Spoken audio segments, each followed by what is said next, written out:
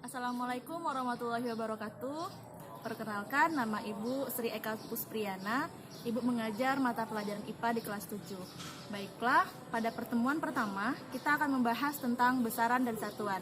Berikut pemaparannya.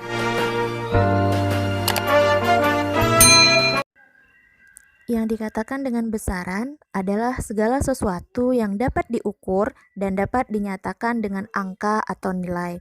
Sedangkan satuan adalah suatu patokan yang digunakan sebagai pembanding ketika kita melakukan pengukuran.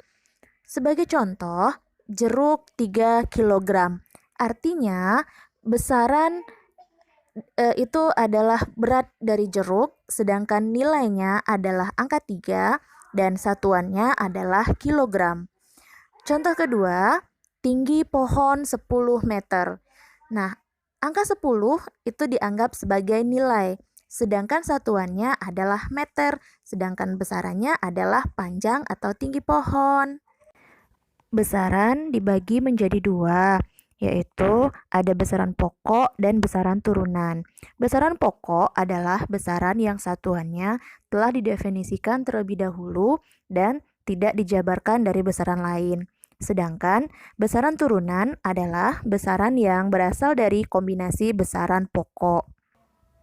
Ada 7 contoh besaran pokok, yaitu panjang satuannya meter, massa satuannya kilogram, waktu sekon, intensitas cahaya kandela, kuat arus listrik ampere, suhu Kelvin, dan jumlah zat satuannya adalah mol. Besaran turunan ini adalah merupakan kombinasi dari beberapa besaran pokok. Contohnya besaran luas merupakan kombinasi dari besaran panjang dan lebar sehingga menghasilkan satuan meter kuadrat. Begitu juga dengan besaran-besaran turunan yang lain. Hampir di seluruh muka bumi ini yang paling banyak itu adalah besaran turunan, sedangkan besaran pokok hanya ada 7 macam. Macam-macam alat ukur yang bisa kita gunakan untuk mengukur besaran panjang, yaitu adalah meteran, kemudian mistar, jangka sorong, mikrometer skrup, dan juga bisa menggunakan meteran gulung. Untuk alat ukur besaran massa, itu kita bisa menggunakan timbangan digital, dacing, timbangan gantung, timbangan duduk, dan neraca Ohaus. Sedangkan alat ukur untuk besaran suhu, kita menggunakan termometer. Untuk besaran waktu, kita bisa menggunakan alat ukur arloji, jam pasir, stopwatch digital, stopwatch analog, dan jam matahari. Selain itu, kita juga bisa melihat menggunakan jam dinding dan alat ukur waktu yang lainnya. Satuan dibagi menjadi dua, ada satuan tidak baku dan ada satuan baku. Nah, apa itu satuan tidak baku?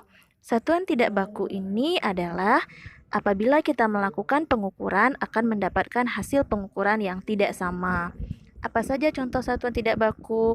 Contoh dari satuan tidak baku adalah jengkal, hasta, depa, dan langkah. Satuan baku adalah satuan yang apabila digunakan di dalam pengukuran akan mendapatkan hasil yang sama walaupun dilakukan oleh orang yang berbeda. Sebagai contoh, meter, kilogram, meter per sekon, sekon, dan lain-lain. Satuan baku merupakan cikal bakal terbentuknya satuan internasional. Satuan internasional merupakan satuan yang umum digunakan dan dipakai di seluruh dunia dan sifatnya tetap. Syarat-syarat satuan SI adalah bersifat tetap, berlaku internasional, dan mudah ditiru. Contoh, MKS yaitu meter, kilogram, sekon, dan CGS sentimeter, gram, dan sekon. Sampai di sini dulu materi singkat yang Ibu sampaikan. Bisa bermanfaat dan bisa dipahami, dan sampai jumpa di pertemuan selanjutnya. IPA itu asyik dan menyenangkan. Dadah!